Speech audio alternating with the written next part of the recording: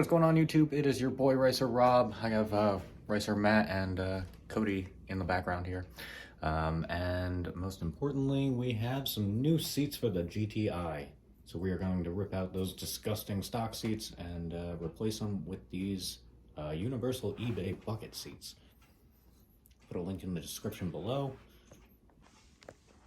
They're a black leather, black stitch, decent side bolster, and they are reclinable.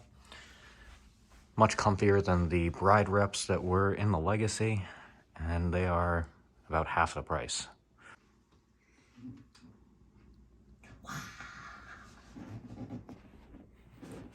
Bolsters seem nice. Definitely a little bit big for me, but Cam actually said they're perfect size for him. I don't know about you, but definitely. Matt also says the sizing is pretty good for him. Yes. So, not bad for $350 for the pair. And then also in front of us, we have some seat bases from NRG, some sliders, and Matt actually got us a passenger seat belt so that we can have a seat belt. And not die.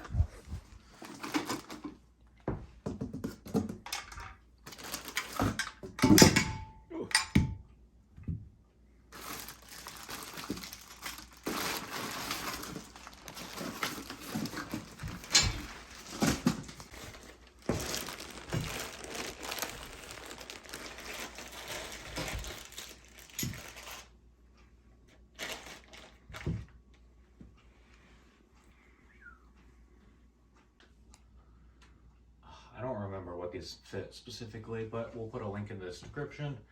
You're going to remove the stock seat hardware, and then it basically just bolts through these 4 spots. It does have these little side brackets that should allow us to actually attach that seatbelt buckle.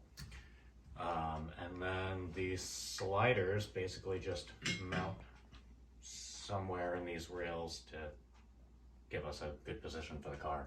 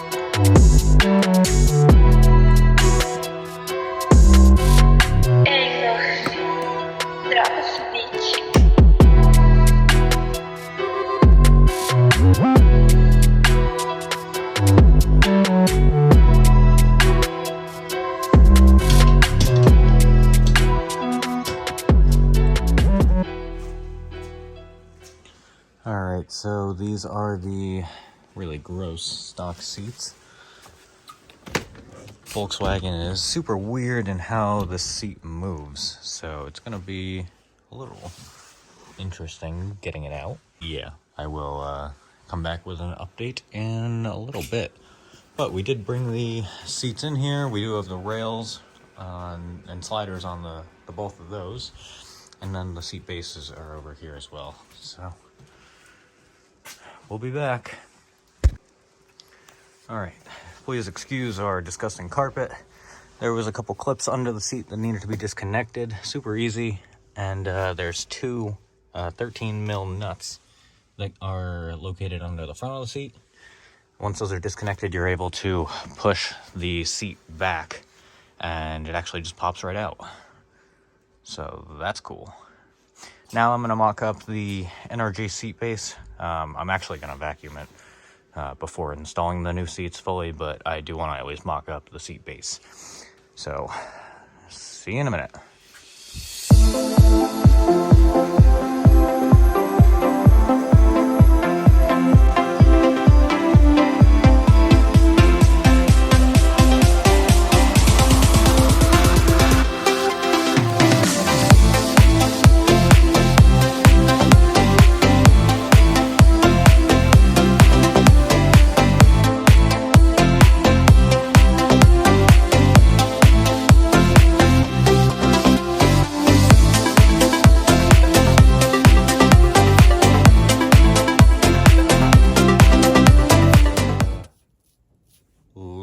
complicated than I thought it was gonna be. I'll try and explain it a little more on the passenger side seat, but it's in there. Stock seatbelt still works, and for me at least, the seat positioning should be fine. The seat base doesn't really allow for the seat to go back as far as I would have liked it to. Kind of an inexpensive part. I don't know if that's maybe just one of the consequences, but I don't know. I know Cam just went to bed, but maybe if Matt's still up, I can have him at least test and see if he fits. But definitely does look better after the vacuum. All right, so we just vacuumed out this side. I actually removed the center console trying to fix the e-brake. I did fix the driver's side of the e-brake, but the passenger side still needs to be tightened. All right, so driver's side's all done. Passenger side is removed. Got those two 13s out, and I gave it a quick vacuum in here to try and clean up the inside. Much less disgusting now. The e-brake didn't work when we originally got the car. That little bridge piece was not even attached. The driver's side works currently, the passenger side doesn't, so that's the kind of the cable length that needs to be adjusted on the passenger side, and then this will stop spinning. But we have that seat out, so I gotta pull the rollers, and we actually got a new seat belt for this side. And our exhaust came in today. So a new 3-inch stainless catback. There's our removed center console that was in there super jankily. And still working under the engine bay as well, but making some good progress. Pretty hyped on how this driver's side came out. In terms of how it looks, much cleaner. So this is kind of how it looks in the car with me in it. Bolsters again are pretty decent. So we'll see what the other boys think. For me, again, pedals are really easily reachable because I'm a short Asian man. But I'm kind of worried that for Matt and Cam, it might be a little bit too short.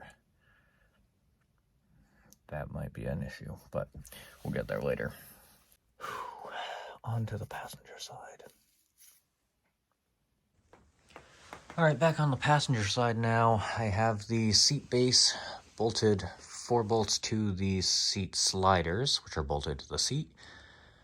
Transferred over the new seat belt and the 2 roller wheels for the install. So now I will slap this one in.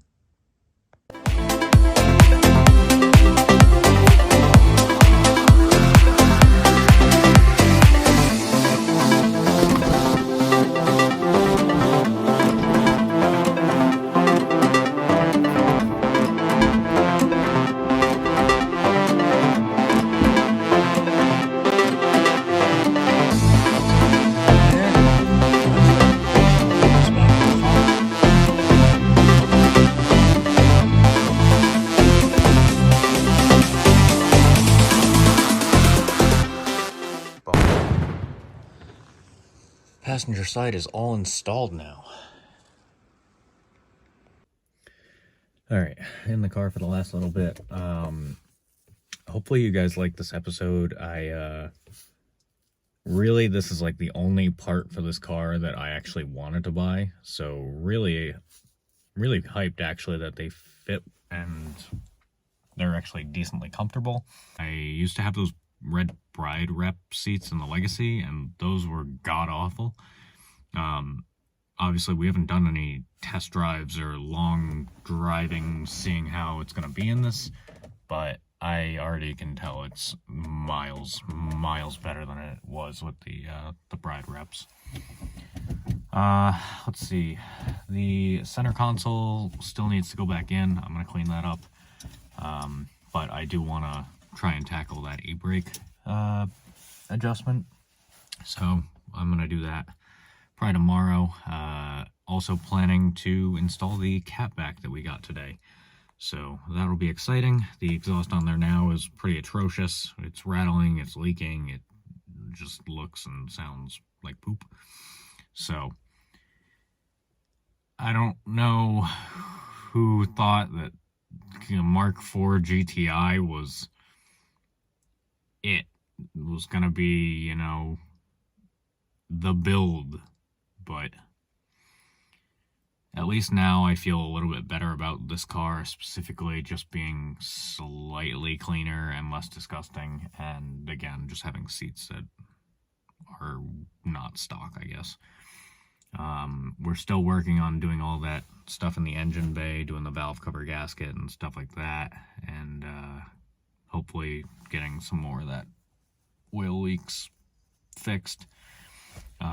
We did do those R8 spark plugs and coil packs, or R8 coil packs, I'm sorry. So hopefully, that helps fix our misfiring issue, I think. But we did get a new knock sensor as well as a boost map sensor. So I'm praying that one of those things fixes this car. Maybe it needs a motor. I really hope not, though.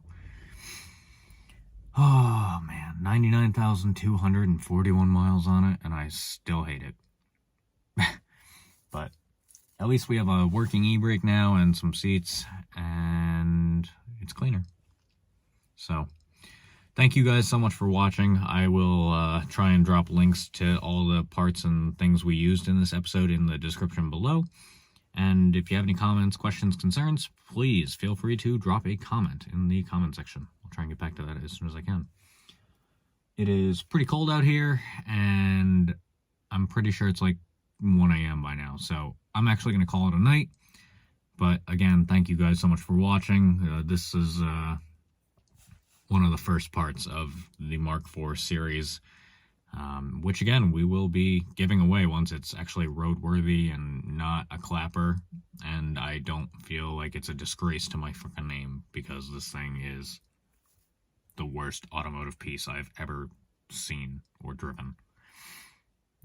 Yeah. Anyway, I'm going to go ponder my life some more and how I got here, but please go check out Epstars Customs. Link in the description below. Pick up some merch and support us and what we do. Thank you so much for watching. See you in the next one. Bye.